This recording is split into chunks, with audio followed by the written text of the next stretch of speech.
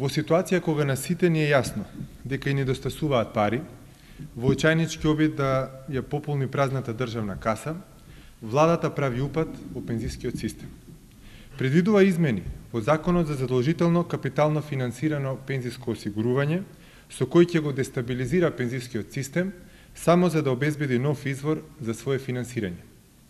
При тоа, владата совршено добро знае дека со реализација на промените ќе им предизвика загуби на пензиските фондови кои ќе бидат во милиони евра.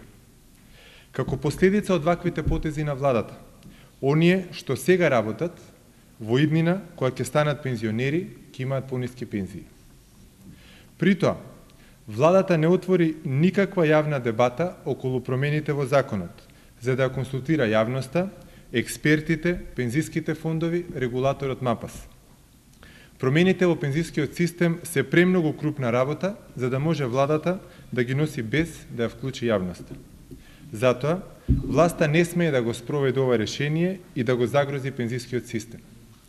СДСМ ја повикува владата веднаш да го повлече предлогот за измени на законот и да отвори дебата за да се слушнат аргументите на засегнатите. Станува збор за идните пензии на 300.000 луѓе.